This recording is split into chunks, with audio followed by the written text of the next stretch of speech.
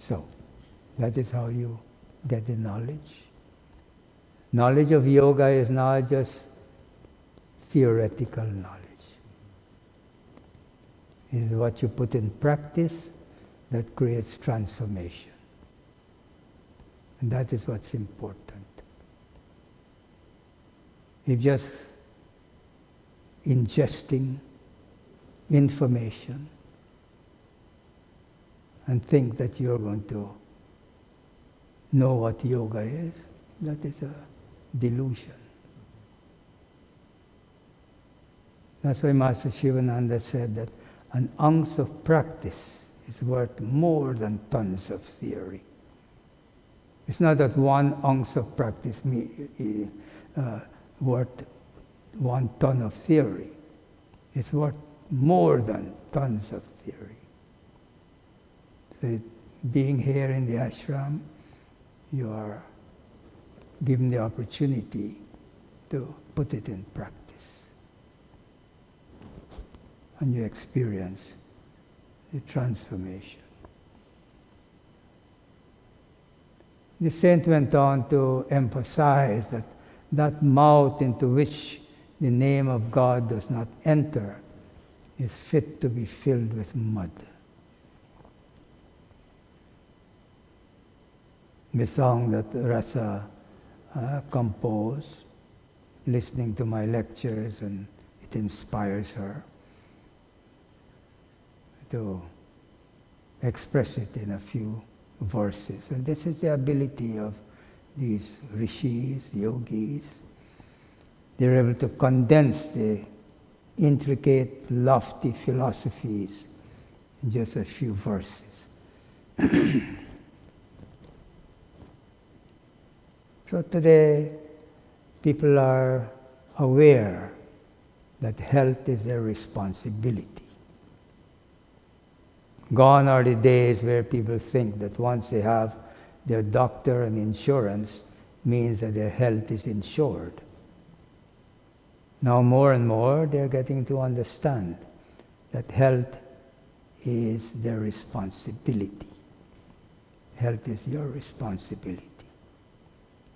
And the knowledge is there of how you can take care of your health, how you can gain health, regain good health, and how to maintain it. That knowledge is there. So make use of it. And usually when people hear about good health, they only think of this body, health of the body. In yogic philosophy and terminology, when we talk about body, it's not just physical body, astral body, causal body. These 3 bodies, which you are existing in all the time, simultaneously, functioning through these 3 bodies. So it's not just a physical body that's made up of the elements. Now when we are so obsessed about what we eat, you go to the store and you check all the ingredients that are in the product, and you're very careful as to what you put in your body, physical body. Not realizing that the mind is so very important. What are you feeding your mind? You need to gain and maintain good health of the mind also. But think about it. When you're nourishing this physical body, it's through your mouth. But how are you nourishing and taking care of the mind? In fact, most people don't even think that they need to take care of their mind. You have so many gateways, so many doors through which you are feeding the mind. The way you speak, the mouth. through what you listen to, what you smell, what you taste, what you're seeing. All these apertures are directly connected, inputting into the mind. Is it bad or is it good? It is good if you're aware that whatever is going through all these different gateways and doors, it is directly feeding into the mind. So it is good in the sense that if you're aware of that, then you simultaneously in all these ways you can nourish the mind from what you hear, what you see, what you taste, what you touch, what you smell. Is that amazing? But we ignore that truth. In fact, we're not aware of it.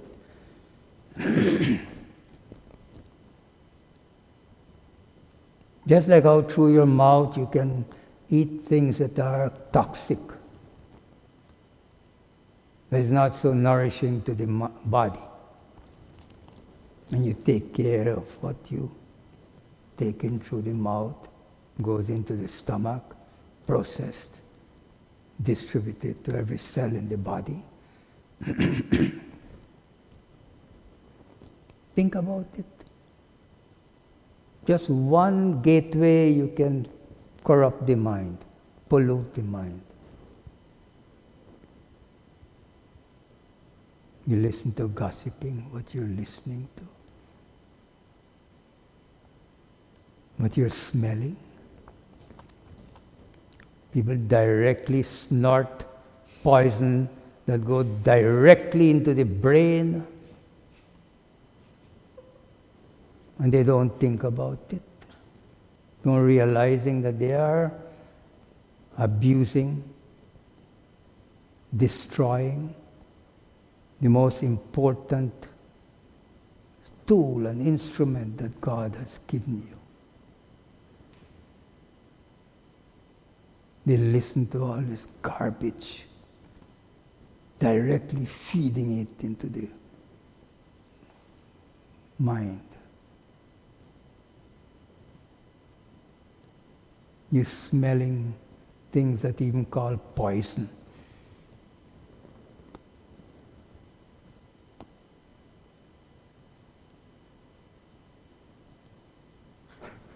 It boggles my mind. You look at all the corrupting things that are presented to you in all the media, and this thing, that thing, that are continuously agitating the mind, corrupting the mind. And then you complain, I don't have peace of mind. Why? Because deliberately, knowingly, consciously, you are shattering the mind into pieces.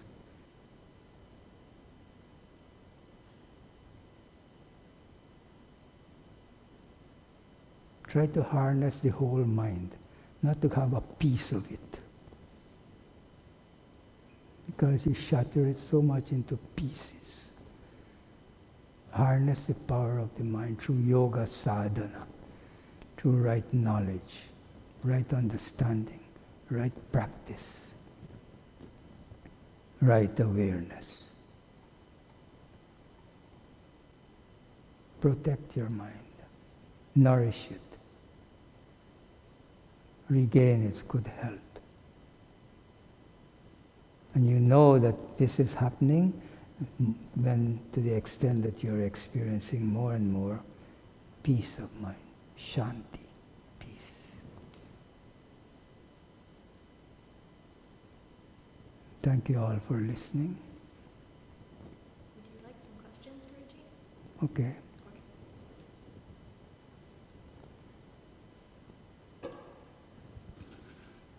So this question is from someone who would like to continue doing their sadhana, but they have been bedridden for 2 or 3 months, and they don't know how long they will remain stuck in their bed. They have to keep their legs elevated all the time. She's continuing to use her mantra, lying down, but she's continuing to use her mantra. Using? Mantra, while lying down. But she's wondering how else can she continue her sadhana, in what other ways?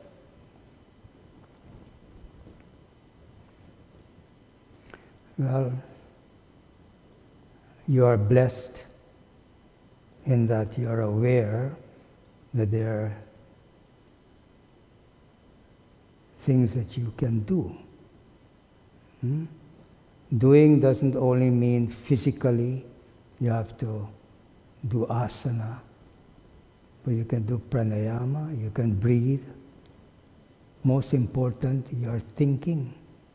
Action takes place through thoughts, through words, through deeds. Physically, you may think that you can't do anything, but you can lie there and experience letting go of the body. It's an amazing opportunity for you to experience that. Just relax the body, let go of it. It's a very high state to reach. Here you're forced to do that. Do breathing exercise. You don't have to think about advanced techniques of pranayama and all of that. Just fully yogic breathing, abdominal breathing. And as you continue to breathe consciously, full breathing, even abdominally, try to exhale twice as long as your inhalation. So now you're breathing consciously. By doing that, you're able to experience the connection of the breath with your mind.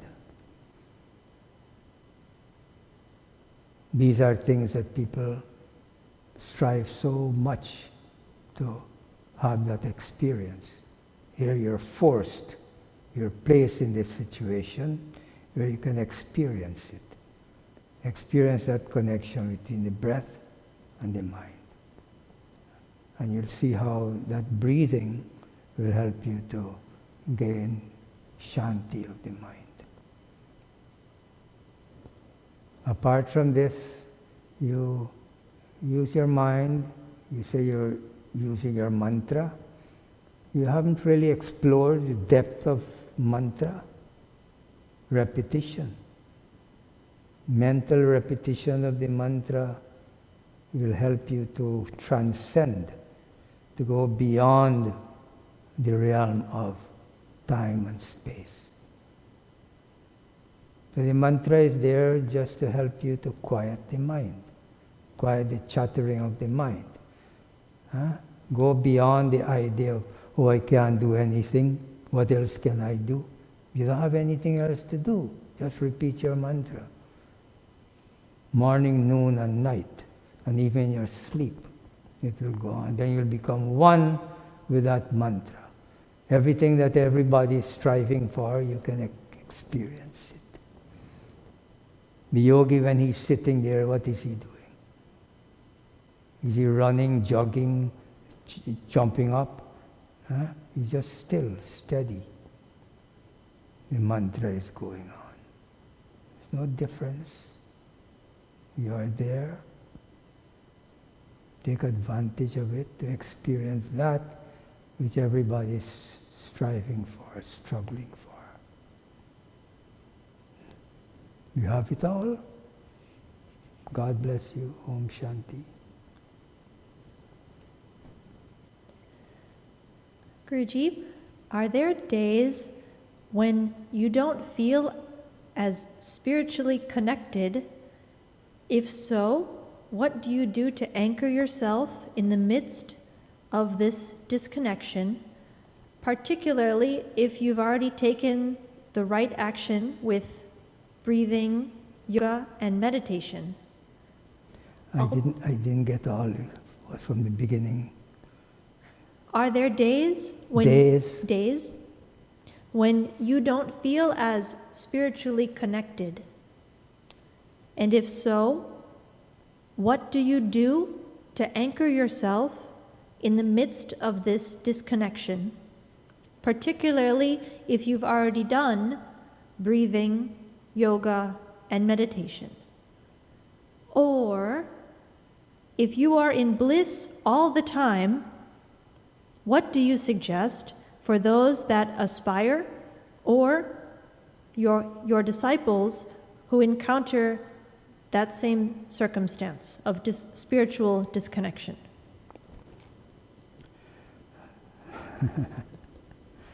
Whatever you're doing that you call yoga, sadhana, is to help you to be aware all the time of your higher self.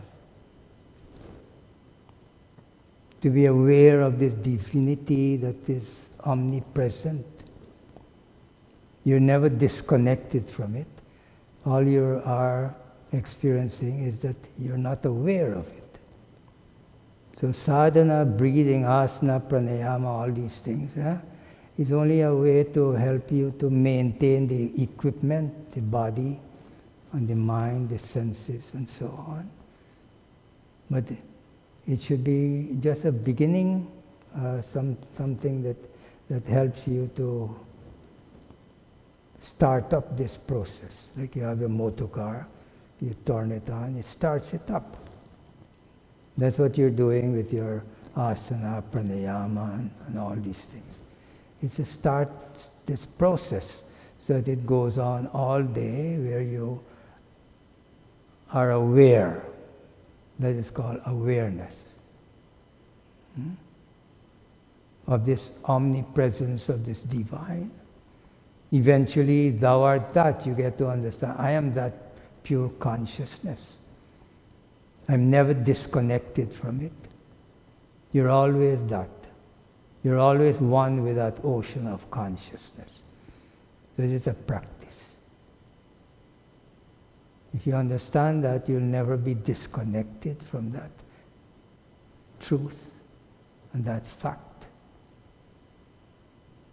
Every breath you take is a connection with that divine. It's a reminder of the omnipresence of the divine. Every breath you take, every moment, every pulsation, every heartbeat is nothing but the connection with that divine, your very own self. But if you don't relate to it that way, try to extend your awareness to this truth that God is omnipresent.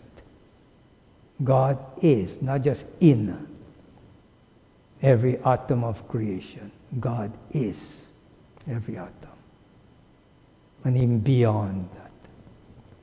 So the practice of yoga, sadhana, only is to help you to extend that awareness.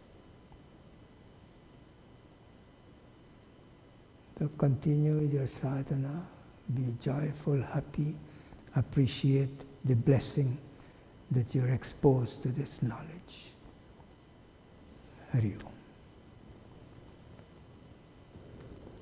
Guruji, would it be appropriate and possible to say some prayers for those who are suffering and sick throughout the world? This is what we do every day, all the time in our sadhana. In our prayers, we offer that blessing, invoke the divine to ease the suffering of the humanity. And that is always, it's all the time, it's part of our living. But in this specific situation with this omnipresent virus,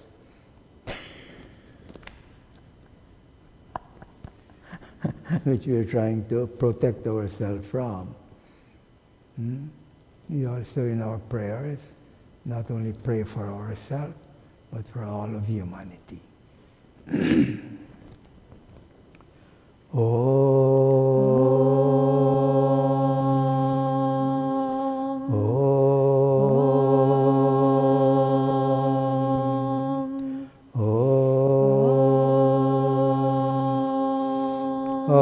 Trayambakam yajamahe sugandhim pushtivardanam urvarukamiva bandhanan mrityormukshiyamamritat.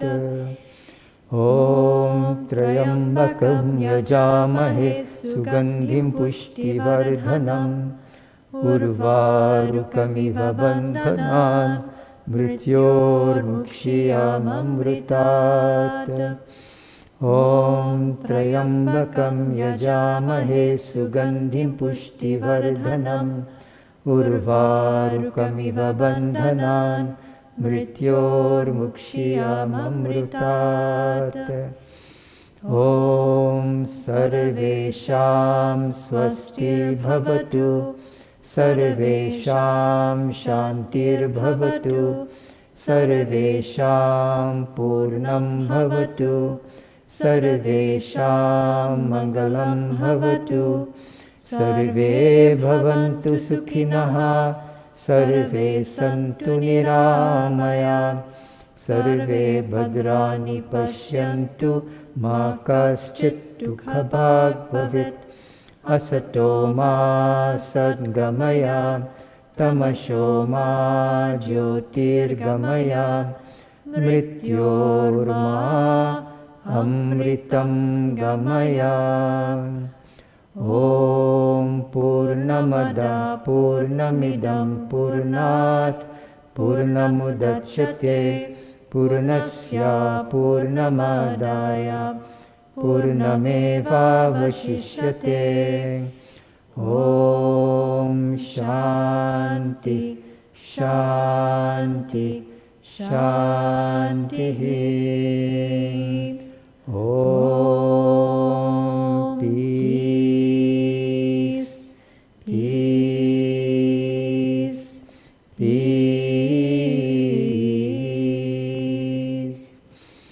O adorable Lord of mercy and love, salutations and prostrations unto Thee. Thou art omnipresent, omnipotent, omniscient. Thou art Satchidananda. Thou art existence, knowledge and bliss absolute. Thou art the indweller of all beings. Grant us an understanding heart, equal vision, balanced mind, faith, devotion and wisdom. Grant us inner spiritual strength to resist temptations and to control the mind. Free us from egoism, lust, anger, greed, hatred and jealousy. Fill our hearts with divine virtues. Let us behold Thee in all these names and forms. Let us serve Thee in all these names and forms. Let us ever remember Thee. Let us ever sing Thy glories. Let Thy name be ever on our lips. Let us abide in Thee forever and ever.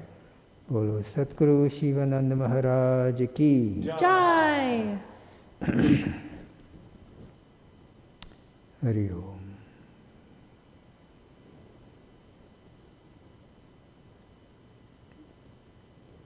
Jaya Jaya Ram, Shri Ram Jaya Ram, Jaya Jaya Ram, Shri Ram Jaya Ram, Jaya Jaya Ram, Shri Ram Jaya Ram, Jaya Jaya Ram, Shri Ram Jaya Ram, Jaya Jaya Ram, Shri Ram Jaya Ram, Jaya Jaya Ram, Om Shri Ram Jaya Ram, Jaya Jaya Ram, Shri Ram Jaya Ram, Jaya Jaya Ram, Om Shri Ram Jaya Ram, Jaya Jaya Ram, Shri Ram Jaya Ram, Jaya Jaya Ram, Om Shri Ram Jaya